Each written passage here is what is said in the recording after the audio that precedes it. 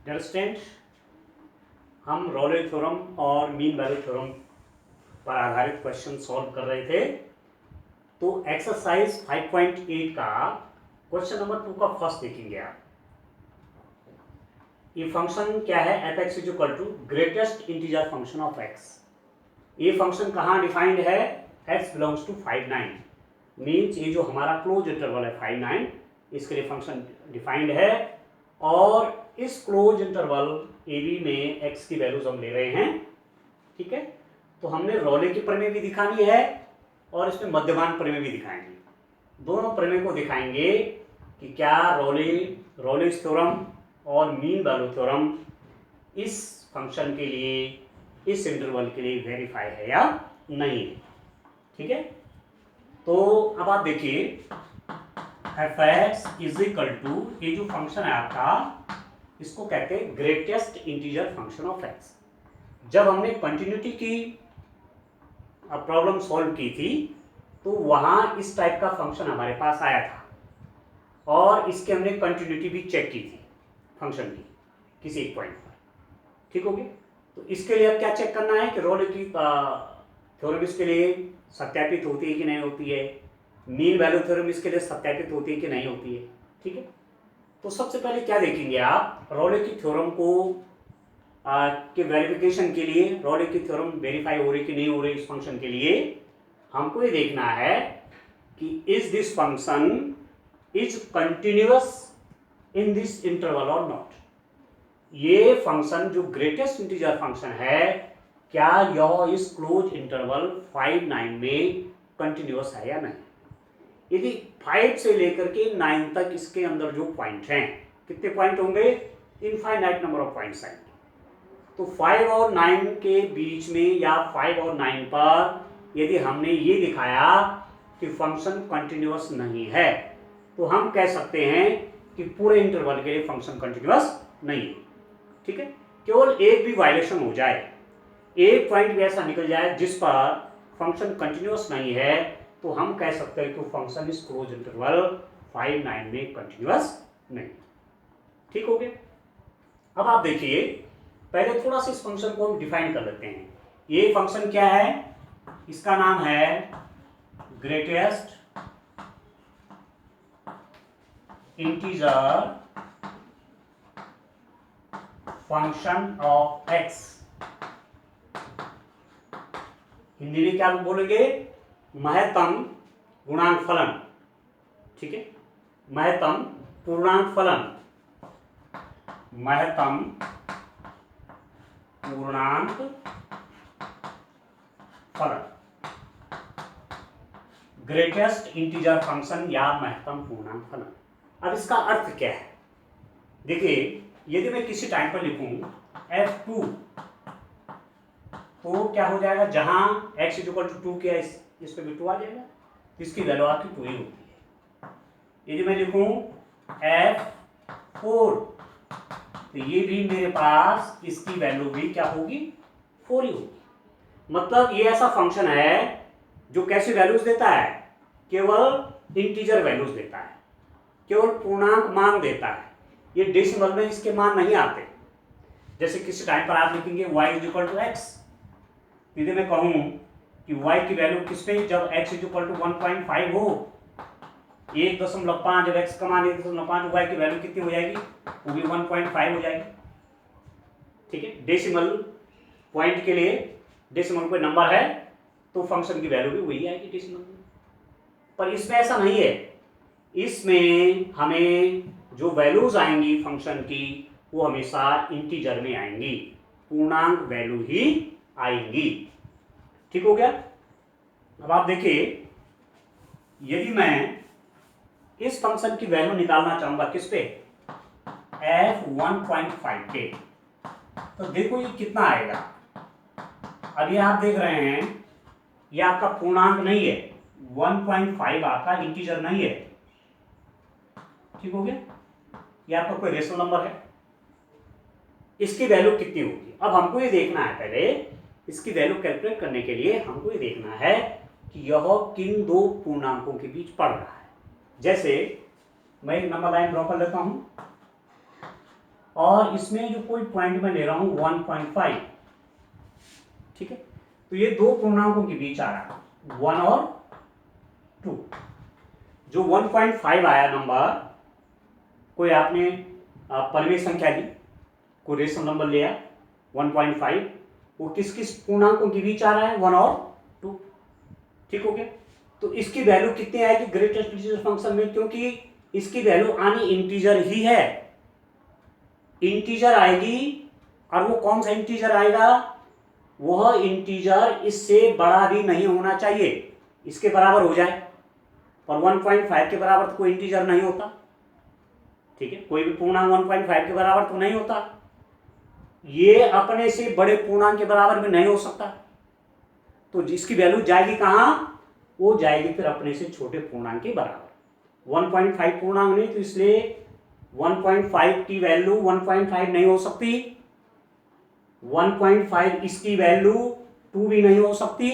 क्यों कि अपने से बड़ा इंटीजर भी इसकी वैल्यू नहीं हो सकती। तो कौन सा इंटीजर होगा, ये 1 आएगा। क्लियर हो गया। एफ फिर मैं लिखू 1.6, ये भी कहां जाएगा 1.6 भी आपका 1 ही आएगा, क्योंकि 1.6 थोड़ा आगे होगा। तो 1.6 कहां पड़ रहा है, दो इंटीजर के बीच 1 और 2। तो 1.6 2 इंटीजर पर तो जाएगा नहीं, उसकी वैल्यू कहां जाएगी 1 पे जाएगी। तो ये भी आपका कितना हो गया 1 हो गया। तो इस ढंग से हम क्या महत्तम पूर्णांक फलन को डिफाइन करते हैं, उसकी वैल्यू इस ढंग से कैलकुलेट कर देते हैं, ठीक हो।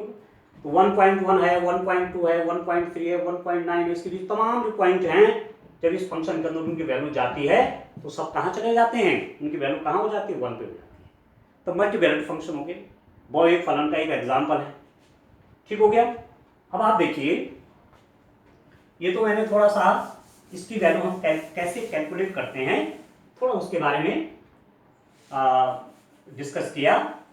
अब मैं मुख्य काम जो मेरा है, मैंने देखना है कि is role theorem is verified in this situation और नॉट। इस फंक्शन के लिए जो ये फंक्शन है ग्रेटर इंटीजर फंक्शन, क्या रोले की थ्योरम इसके लिए वेरीफाई है। तो सबसे पहले कंटिन्यूटी चेक करते हैं। मैंने कहा है कि एक भी पॉइंट ऐसा निकल गया इसमें जिसमें फंक्शन कंटिन्यूअस नहीं है, तो हम कह सकते हैं कि ये function f(x) = greater integer function of x इस इंटरवल में कंटिन्यूअस नहीं होगा। तो इसमें मैं 1.6 ले लेता हूं, लेट या taking x = 6 which belongs to, इसमें 5 9 में तो है 1.6 यहां होगा, ठीक हो गया। अब इसकी कंटिन्यूटी चेक करने के लिए, इस फंक्शन की कंटिन्यूटी चेक करने के लिए किस पे 6 पे मैं पहले फंक्शन की वैल्यू निकाल लेता हूं। f6 कितना हो जाएगा 6, और ये तो अपने आप में इंटीजर है तो 6 ही रहेगा, ठीक है। तो फंक्शन की वैल्यू 6 पे तो 6 होगी। अब इसकी राइट हैंड लिमिट निकालिए जरा। लिमिट निकालने के लिए राइट हैंड लिमिट और लेफ्ट हैंड लिमिट की हेल्प लेते हैं। Limit x tends to this, ऐसे तो लिखते हैं 6 की राइट हैंड लिमिट चाहिए तो ऐसे लिखते हैं 6 प्लस। इसके मैं ऐसा भी लिख सकता हूं कि limit h will tend to 0 at 6 plus h, ठीक हो गया। अब आप देखिए इसी रियल लाइन में आप देखिए कोई पॉइंट फॉर एग्जांपल 6 है, ठीक है। इसकी जो राइट हैंड की तरफ पॉइंट होगा 6 प्लस h, इसका नेबरिंग पॉइंट 6 माइनस 6। इसके जरा राइट में कितना कितना राइट है, जहां h कहां जा रहा है 0 की तरफ टेंड कर रहा है, यहां भी h 0 की तरफ क्या कर रहा है टेंड कर रहा है। तो जैसे h की वैल्यू 0 जाएगी 6 प्लस h कहां चला जाएगा 6 में चला जाएगा, और 6 माइनस h की वैल्यू 6 पे टेंड करेगी जब h टेंड्स टू 0। तो ये लेफ्ट हैंड, ये राइट हैंड लिमिट इस पॉइंट पर निकलती है और इस पॉइंट पर आप लेफ्ट हैंड लिमिट निकालते हैं। तो ऐसा लिखो चाहे ऐसा लिखो, limit h will tend to 0 at 6 plus h, ठीक हो गया।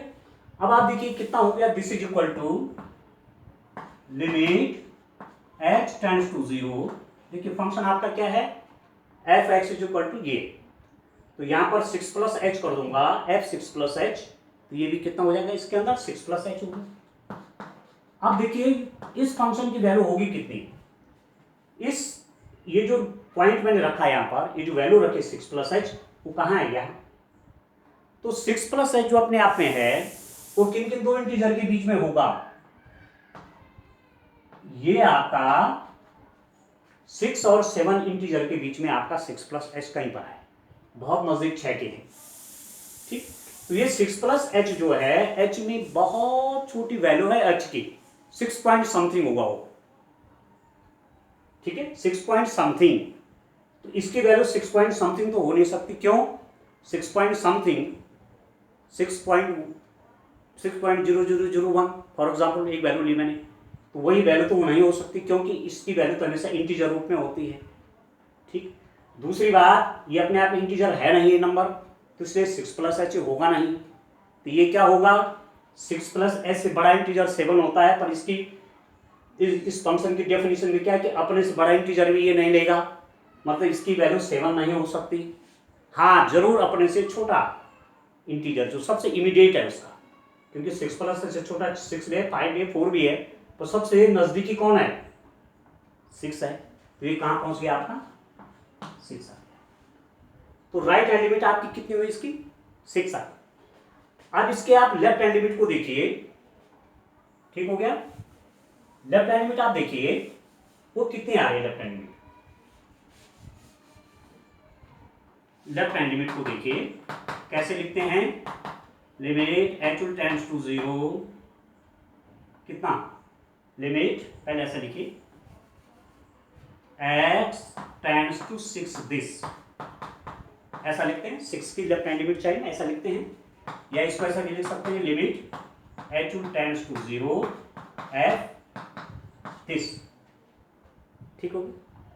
अब आप देखिए ये कितना होगा? This is equal to limit H tends to 0, देखिए 6 माइनस एच, क्योंकि फंक्शन क्या डिफाइंड है? F X is equal to, ये एक्स जगह में यदि 6 माइनस एच करूंगा तो यहां पर क्या हो जाएगा? 6 माइनस एच। अब बात यह है कि 6 माइनस एच इसके अंदर कितना वैल्यू लेगा। तो पहले हमको ये देखना है कि ये 6 माइनस एच जो पॉइंट है, ये वाला 6 माइनस एच है ना, ये किन दो इंटीजर के बीच में पड़ेगा? देखो 5 और 6 के बीच में पड़ेगा। 6 माइनस एच मतलब 6 से जरा छोटा, कितना छोटा? बहुत कम छोटा, तो है तो इधर ही ना, लेफ्ट साइड में। तो किन दो इंटीजर के बीच में होगा? किन दो पूर्णांकों के बीच में होगा? 5 और 6 के बीच में होगा। इसकी वैल्यू 6 तो हो नहीं सकती, अपने से बड़ा पूर्णांक हो नहीं सकता, अपने स्वयं के बराबर नहीं होगा, क्योंकि ये दशमलव नंबर है। 6 माइनस 0.001 हो सकता है, कुछ हो सकता है, मतलब 5 पॉइंट समथिंग होगा, तो अपना सेम भी यही नहीं होगा वो, तो अपने से बड़ा इंटीजर भी नहीं होगा, तो किस इंटीजर के पास जाएगा? अपने से नजदीकी जो छोटा वाला इंटीजर है, इससे नजदीकी 5 है, क्योंकि 6 माइनस एच कहां पड़ रहा है? 5 और 6 के बीच में, ये इस पे नहीं जा सकता, तो कहां जाएगा? ये 5 पे जाएगा। इसकी वैल्यू आपकी कितनी आ गई? 5 आ गई। ठीक होगी? तो हमारे पास राइट हैंड लिमिट क्या है? 6, और लेफ्ट हैंड लिमिट क्या है? 5। हमारे पास सॉल्यूशन करके क्या है आपके पास? आपने जो सॉल्व किया, आपके पास आ गया right hand limit is equal to 6 and left hand limit is equal to 5। तो ये दोनों बराबर नहीं है। Right hand limit is not equal to left hand, दोनों लिमिट आपस में बराबर नहीं है। इसका मतलब this implies that limit x turns to 6 fx does not exist, does not exist. इसके मान का कोई अस्तित्व ही नहीं है, मतलब इसकी लिमिट नहीं निकलती किस पे? when x is equal to x turns to 6 पे लिमिट नहीं निकल रही। इसका मतलब जब फंक्शन की लिमिट ही नहीं आती है तो फंक्शन उस पॉइंट पर कंटिन्यूअस नहीं होता। आगे सुनिए, फंक्शन की वैल्यू तो आ गई थी, फंक्शन की वैल्यू कितनी आई थी? 6 पे, f 6 इज इक्वल टू 6 आया था, फंक्शन की वैल्यू तो आ गई, परंतु वह फंक्शन की लिमिट के बराबर नहीं है, क्योंकि फंक्शन की लिमिट ही एग्जिस्ट नहीं कर रही है। तो जब लिमिट नहीं बन रही तो फंक्शन उस पॉइंट पर कंटिन्यूअस नहीं है। तो आप कह सकते हैं यहां पर इस फंक्शन के लिए, अब मैं कह सकता हूं एज ए रिजल्ट मैं क्या लिखूंगा? देखिए एफ एक्स, अब मुझे रॉस थ्योरम भी जाना है ना, मैं तो रॉस थ्योरम प्रूफ करना है इसके लिए। तो पहली बात क्या हो गई? The function F X is equal to this greatest integer function is not continuous in 5, 9। ये कंटिन्यूस नहीं, इसमें एक पॉइंट पर देख लिया हमने। जब एक पॉइंट पर नहीं तो सारी कह सकते हैं पूरे इंटरवल के लिए, ठीक हो गया, फंक्शन कंटिन्यूस नहीं। और इस बात को आप जानते हैं, continuity is a necessary condition for differentiability. Function अवकलनीय होगा उसके लिए उसको संतत होना जरूरी है। यदि वो संतत नहीं होगा तो कंटिन्यूस नहीं होगा। ये थ्योरम है, ठीक हो गया। तो आप सीधे लिख सकते हैं, यदि फंक्शन कंटिन्यूस नहीं है तो this implies that the function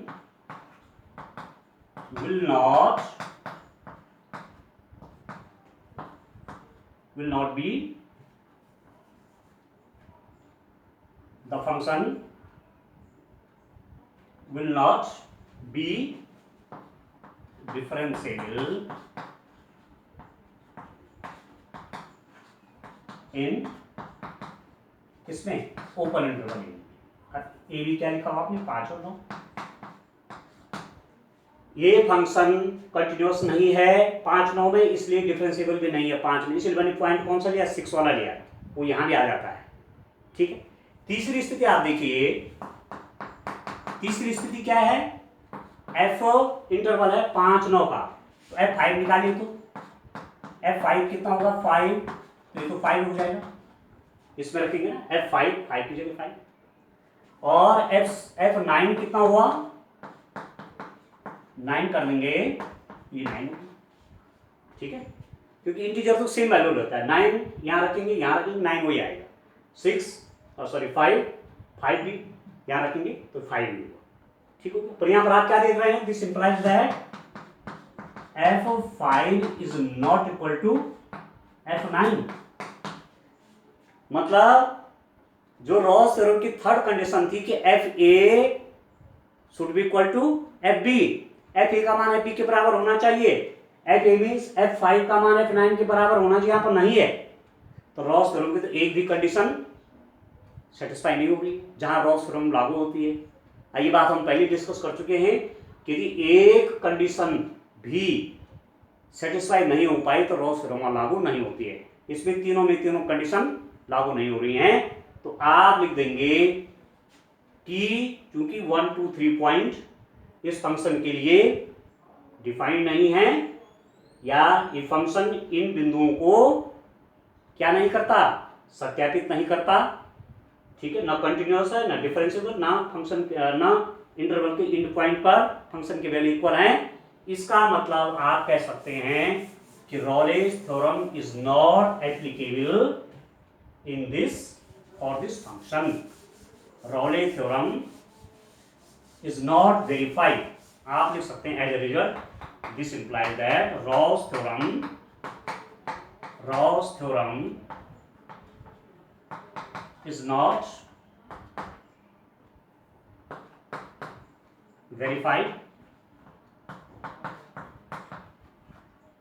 for Fx is equal to this in किसमें 5, 9 में रॉस थ्योरम इसके लिए वेरीफाइड नहीं।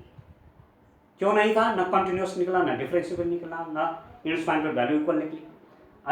जब रॉस थ्योरम नहीं है, मतलब पहला पॉइंट कंटिन्यूअस नहीं है, डिफरेंशिएबल नहीं है, तो जो मीन वैल्यू थ्योरम हमने पढ़ी थी, मीन वैल्यू थ्योरम में पहली कंडीशन क्या थी, the function F X should be continuous in the closed interval this, वो भी तो नहीं है। दूसरी कंडीशन क्या है, the function F X is equal to this should be differentiable in this open interval 5, 9, तो वो भी नहीं है। तो आप कह सकते हैं कि दिस इंप्लाइज दैट वो जो बिंदु 1 और 2 मैंने भी निकाले थे, आप लिख सकते हैं मीन वैल्यू थ्योरम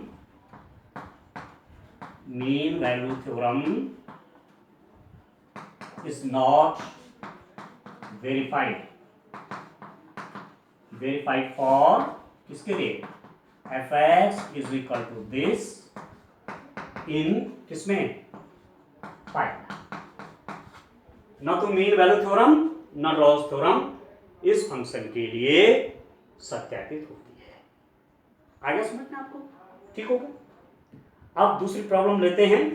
देखिए इसी क्वेश्चन का थर्ड पार्ट लेते हैं। देखिए क्योंकि सेकंड भी आपका ऐसी है, इसका सेकंड पार्ट भी आपका ऐसी है। क्वेश्चन नंबर ये जो 2 है आपका, इसका सेकंड वाला पार्ट भी आपका सेम है, उसको आप कर सकते हैं ऐसे ही जैसे हमने ये किया, सेम टाइप से उसने भी होना है। अब मैं इसका थर्ड पार्ट लेता हूं, वो किस रूप में है फंक्शन आप देखिए, इसी एक्सरसाइज का एक्सरसाइज 5.8 है, उसका थर्ड पार्ट आप देखिए, एक्सरसाइज 5.8 है। देखिए इसका थर्ड पॉइंट क्या है आपका, third part F X is equal to है फंक्शन आपका एक्स स्क्वायर माइनस 1, किसमें ये फंक्शन डिफाइंड है, in for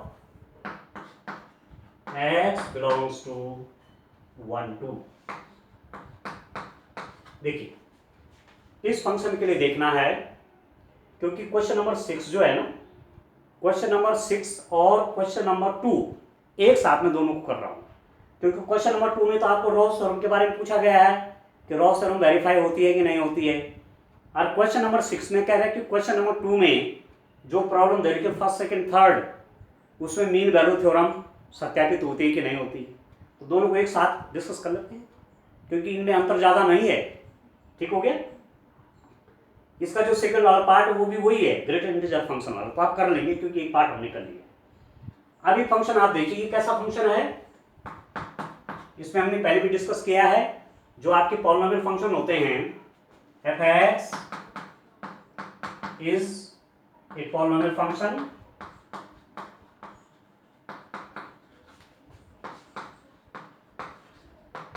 F X is a polynomial function, F X बहुपदीय फलन है, this implies that F X is continuous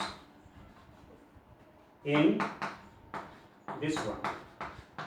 F X एक polynomial function है, बहुपदीय फलन है, इसलिए इसमें वो कंटिन्यूअस होगा ही। ठीक है, बहुपदीय फलन कंटिन्यूअस होते हैं। दूसरी बात फिर वही, F X is a continuous function, F X is a polynomial function, ये बहुपदीय फलन है, तो उससे क्या हो जाएगा, this implies that F X is differentiable in open interval 1 2। Polynomial function बहुपदीय फलन डिफरेंशिएबल भी होते हैं। ठीक हो गया। अब तीसरी बात आप देखिए, रॉस थ्योरम के लिए हम निकालेंगे F1, एफ ए निकालते हैं ना, एफ ए मतलब 1 और बी मतलब 2, तो एफ ए मतलब इंटरवल के पहले जो इंड है उसका पहला वाला इंड है, इस पर फंक्शन की वैल्यू निकाल लीजिए। तो F1 कितना है यहाँ पर, 1 स्क्वायर माइनस 1, तो 0 आ गया। ठीक हो गया। और F2 कितना है, F2 देखिए x की जगह 2 कर लो यहाँ पर, तो 2 का स्क्वायर माइनस 1, तो 2 2 जा 4 माइनस 1 कितना हो गया 3। ठीक है, x इज इक्वल टू 2 रख देना, 2 का स्क्वायर 4 माइनस 1 3। अब क्या निकला यहाँ से, F1 is not equal to F2। देखिए बड़ा इंटरेस्टिंग है, इस फंक्शन के लिए रॉस थ्योरम की पहली वाली जो कंडीशन थी वो भी हो गई, कंटिन्यूटी हो गई फंक्शन की 1 2 में। सेकेंड वाली जो कंडीशन थी कि डिफरेंशिएबल भी है वो भी है, पर थर्ड जो कंडीशन थी कि F1 should be equal to F2, function की वैल्यू इंड पॉइंट्स पर इंटरवल के बराबर होनी चाहिए, पर यहां पर नहीं है। तो इसका मतलब आप कहेंगे fx रॉस थ्योरम, ठीक है, Ross theorem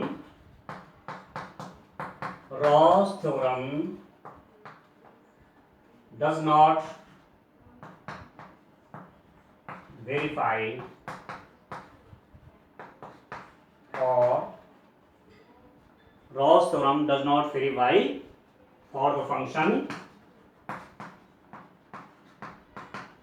f(x) is equal to x square minus 1 in किस इंटरवल में 1। मतलब ये फंक्शन जो f(x) is equal to x square minus 1 है, किसमें डिफाइंड है, 1 2 में। रॉल्स थ्योरम इसके लिए सत्यापित नहीं होती क्योंकि तीसरी कंडीशन फेल हो गई है। तो एक कंडीशन भी फेल हो जाए आप सीधे लिख सकते हैं वहां पर, ठीक हो गया।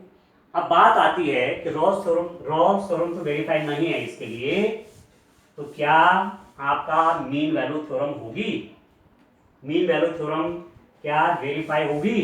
तो मीन वैल्यू थ्योरम के लिए क्या है, दो कंडीशन तो सेम ही होती हैं। देखिए F X is continuous in A in 1 2, continuous है फंक्शन एफ एक्स, वो डिफरेंशिएबल भी है, ठीक हो, क्योंकि पॉलिनोमियल फंक्शन है। अब देखिए मीन वैल्यू थ्योरम के लिए तीसरी बात आती है कि F dash C is equal to F B minus F A over B minus A. इसको पहले सॉल्व कर लेते हैं, ये कितना आता है। एफ एक्स आपका कितना है, ये है हमारे पास एक्स स्क्वायर माइनस 1 है, ठीक है। इसका एक बार डिफरेंशिएशन कर लेते हैं, एफ डैश एक्स कितना होगा, इसका डिफरेंशिएशन अलग होगा, इसका अलग होगा, तो कांस्टेंट तो जीरो हो जाएगा। एक्स स्क्वायर का डिफरेंशिएशन कितना होगा स्टूडेंट, दैट इज 2x, ठीक हो गया।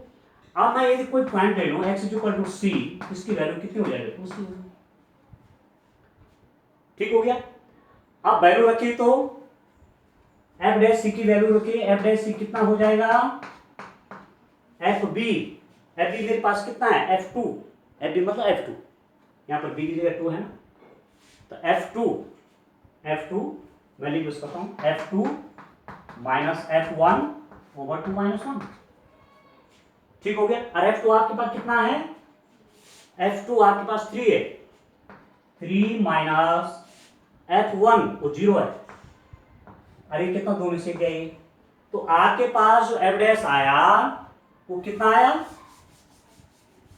एफ डैश की वैल्यू हमारे पास आई that is equal to 3, F dash C कितना हुआ 3 आ गया, और F dash C means 2c, कोई पॉइंट लिया हमने x is equal to c, ये 2c हो गया, तो this implies that 2c is equal to 3, this implies that c is equal to 3/2।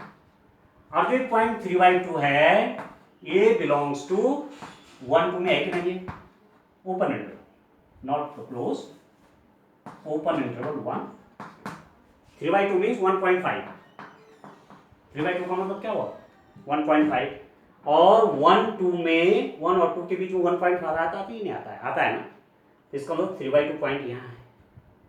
तो ये मीन वैल्यू थ्योरम सत्यापित हो रही कि नहीं हो रही है, फंक्शन कंटिन्यूअस है, फंक्शन डिफरेंशिएबल है, ठीक है। वहां एक पॉइंट 3/2 ऐसा है जिस पर एफ डैश 3/2 सी की वैल्यू है ना 3/2, एफ डैश 3/2 की वैल्यू क्या है, F B minus F over B minus A. तो जो आपका मीन वैल्यू थ्योरम की कंडीशंस हैं तीनों हो गए ना सेटिस्फाई, तो मध्यमान परिमेय इसके लिए सत्यापित हो गई। रॉल्स थ्योरम, रॉल्स की परिमेय सत्यापित नहीं हो रही थी, परंतु मध्यमान की परिमेय सत्यापित, मध्यमान परिमेय सत्यापित हो गई, ठीक है। मध्यमान परिमेय में क्या था, F dash C is equal to F B minus F over B minus, यदि ऐसा होता है तो जो सी बिंदु है, सी बिंदु यहां होना चाहिए। तो मैंने जब कैलकुलेशन किया इसके हिसाब से, तो सी की वैल्यू क्या है 3/2, और 3/2 पॉइंट कहां है, 1 2 के अंदर है, 1.5, 3/2 मतलब 1.5। तो इसका मतलब आप कह सकते हैं, एज ए रिजल्ट आप कह सकते हैं, क्योंकि क्वेश्चन नंबर 6 में पूछा गया है कि इस फंक्शन के लिए, पहले तो रॉले का क्वेश्चन नंबर 2 में रॉल्स थ्योरम के लिए कह रहा है कि सत्यापित होती है कि नहीं होती है, और क्वेश्चन नंबर 6 में भी कह रहा है किसी क्वेश्चन नंबर 2 की प्रॉब्लम लेकर के दिखाए कि मीन वैल्यू थ्योरम लागू होती है कि नहीं होती है। तो मैं दोनों को एक साथ कर दे रहा हूं, तो आप लिख सकते हैं कि एफ एक्स, आप कह सकते हैं कि मीन वैल्यू थ्योरम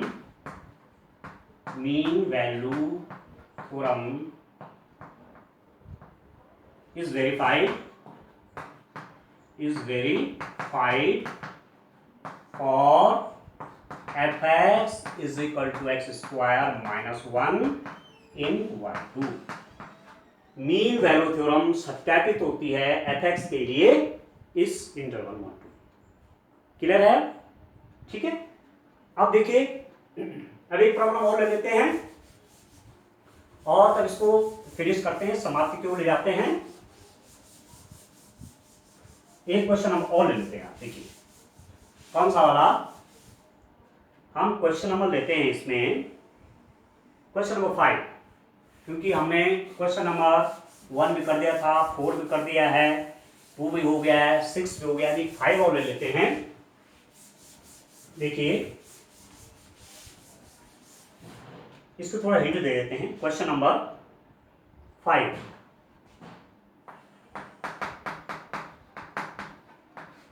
क्या है question number 5?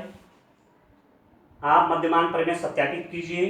Interval F x, कोई फंक्शन एफ एक्स है, आपके पास कौन सा फंक्शन है ये? X cube minus 5x square minus 3x, ये फंक्शन है इन ए बी, जहां a की वैल्यू है 1 और b इज इक्वल टू आपका है 3। इसके लिए आपको मध्यमान प्रमेय दिखानी है कि इसमें मध्यमान प्रमेय सत्यापित होती है या नहीं है। F X is equal to X cube minus 5x square minus 3x, जहां a is equal to 1, b is equal to 3। तो सीधी बात आप देखिए, कैसा फंक्शन है? एक बहुपदी फलन है, ठीक है, एक पॉलिनोमियल फंक्शन है, तो ये कंटिन्यूअस होगा। इसमें बोलो चाहे 1 3 बोलो, ठीक है, क्योंकि जब a की वैल्यू 1 दे रहे, b 3 दे रखा तो 1 3 होगी। तो एफ एक्स इज कॉन्टिन्यूअस इन किसमें?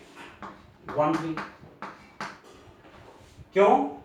ये पॉलिनोमियल फंक्शन है, ठीक है, आप लिख लीजिएगा पूरा। F X is a polynomial function, so it will be continuous in 1 3, ठीक हो गया। Second, F X is differentiable in open interval 1 3। F X is a polynomial function, so it will be differentiable in 1 3 open interval. F X एक बहुपदी फलन है, इसलिए यह इस ओपन इंटरवल में क्या होगा? डिफरेंशिएबल अवकलनीय होगा, ठीक। अब तीसरी स्थिति देखते हैं उस c की वैल्यू वाला, तो उसके लिए हम पहले डिफरेंशिएशन कर लेते हैं। मेरे पास एफ एक्स है x cube minus 5x square minus 3x, आप एफ डैश एक्स कर लीजिए, कितना हो जाएगा इसका डिफरेंशिएशन? एक्स क्यूब का अलग अलग कर लेंगे ना, एक्स क्यूब का 3x square minus x square का 2 पहले आ जाएगा, तो 10x और 3x का माइनस 3, ठीक। कोई एक पॉइंट में x is equal to c ले लेता हूं, तो कितना हो जाएगा? 3c square minus 10c minus 3, ठीक हो। अब आप क्या निकालेंगे? आप निकालिए एफ बी। एफ बी मतलब यहां पर f3 है, एफ बी मतलब f3, b की जगह 3 है, तो यहां 3 कर लीजिए, 3 का क्यूब 5 इंटू 3 का स्क्वायर माइनस 3 इंटू 3, ठीक है, x की जगह 3 किया, 3 का क्यूब 5 इंटू 3 का स्क्वायर माइनस 3 इंटू 3, ये तो हो गया 27, 3 3 9 45 माइनस 9, तो 27 माइनस 54 तो माइनस 27, ठीक है। एफ बी तो आ गया माइनस 27। अब एफ ए निकालिए, F A means F1, F1 कितना आ रहा है? 1 क्यूब, यहाँ रखेंगे ना 5 इंटू 1 स्क्वायर माइनस 3 इंटू 1, ठीक हो गया। ये कितना हो? 1 minus 5 minus 8, sorry minus 3 minus 8, तो ये हो जाएगा माइनस 7, ठीक है। अब आप किस में रखेंगे इसको? We know F dash C is equal to F B minus F A over B minus A, तो आप एफ डैश सी रख दीजिए। एफ डैश सी कितना है आपका? चलिए बाद में रखते हैं। F dash C is equal to, एक बार रख देता हूं, एफ बी आपका कितना है? माइनस 27, एफ बी मतलब F3, ठीक है, वो माइनस 27 है, माइनस एफ ए कितना है? माइनस 7, तो माइनस 7 ओवर बी माइनस ए, 3 माइनस 1, तो 2, ठीक हो गया। अब मैं इसको ओमिट करता हूं। अब इक्वेशन को सॉल्व कर देना है। मेरे पास एफ डैश सी मतलब ये 3c square minus 10c minus 3, F dash C की जगह मैंने वैल्यू रख दी, इज इक्वल टू, देखिए ये तो प्लस 7 हो गया और माइनस 27 प्लस 7 तो माइनस 20 और माइनस 20/2 माइनस 10, इसको मैं लेफ्ट हैंड साइड ले आऊंगा तो कितना हो जाएगा? 3c स्क्वायर, यहाँ के पॉजिटिव हो गया, minus 10c plus 7 is equal to कितना हो गया? 0 हो गया। अब इसको सॉल्व कर लेते हैं। ठीक है। तो 3c square minus 10c minus 3c plus 7 is equal to 0। अभी कितना हो गया, इसको देखिए आप,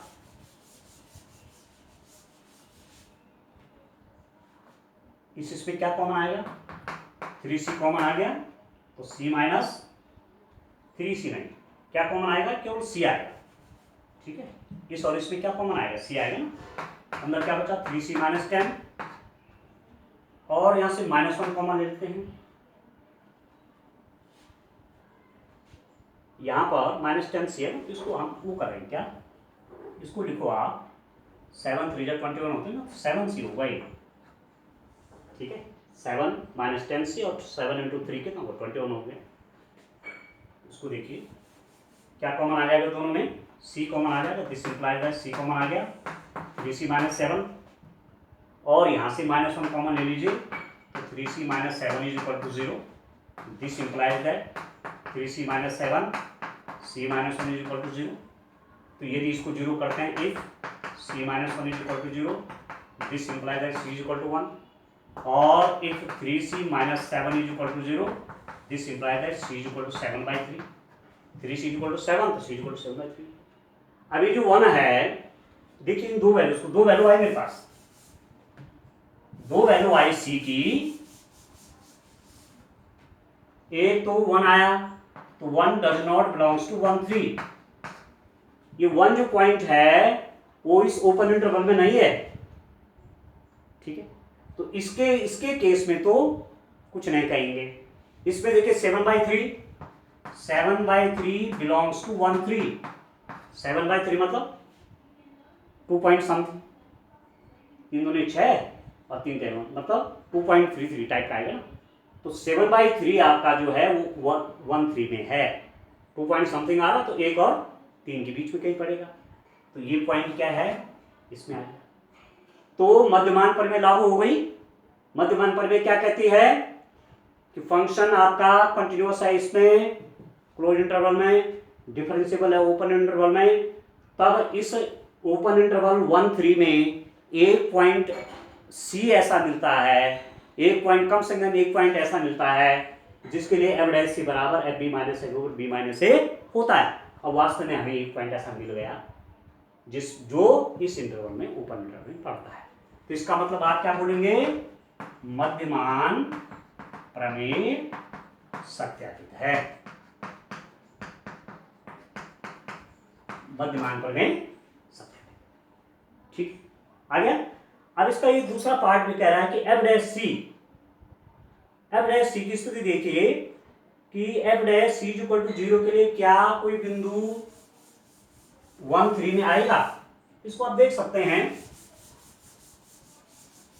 कि मैंने f डैश x निकाला, कितना आ गया, 3x square minus 10x minus 3, आप f डैश c रखिए, x equal to 3c square minus 10c minus 3। वो कह रहा है इसको 0 रख करके क्या c में कोई एक बिंदु ऐसा आता है जो कि ओपन इंटरवल 1 3 में पड़ता है, ठीक हो गया। तो आप देखिए इसको 0 कर लीजिए, 3c square minus 10c minus 3 equal to 0।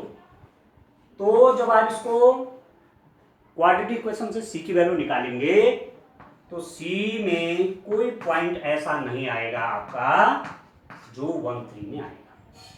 दो वैल्यू जाते हैं c की, एक वैल्यू c की आपकी 3, जो ये 3 पॉइंट है, क्योंकि तो 3 भी नहीं होना चाहिए, c की वैल्यू 3 भी नहीं होगी, 1 भी नहीं होगी, पर 1 और 3 के बीच होगी। तो c की दो वैल्यू जो एक तो ऋणात्मक में आता, नेगेटिव में आप सॉल्व कर लेना क्वाड्रेटिक इक्वेशन पे, एक तो ऋणात्मक में आती है, ऋणात्मक वैल्यूयां है नहीं, एक की वैल्यू 3 से बड़ी है तो वो यहाँ नहीं है, ठीक है। तो इस प्रकार से रॉल्स थ्योरम और मीन वैल्यू थ्योरम पे हमने तमाम प्रॉब्लम्स की, थ्योरम्स का स्टेटमेंट दिया, उनका ज्योमेट्रिकल इंटरप्रिटेशन दिया, और इस चैप्टर से लिमिटेड क्वेश्चन है, कुल 6 क्वेश्चन है आपके पास। एक क्वेश्चन अक्सर 4 मार्क्स का या तो रॉल्स थ्योरम पे पूछा जाएगा या मीन वैल्यू थ्योरम पे पूछा जाएगा, बोर्ड एग्जाम में आपका आता है। तो आप प्रैक्टिस कीजिए, मुझे पूरा विश्वास है कि यदि आप इन वीडियोस को फिर से सुनते हैं और प्रैक्टिस करते हैं तो आप इस स्थिति में आएंगे कि कोई भी क्वेश्चन आपको दे दिया जाएगा Ross theorem, mean value theorem को वेरीफाई करने के लिए, तो आप उसको आराम से सॉल्व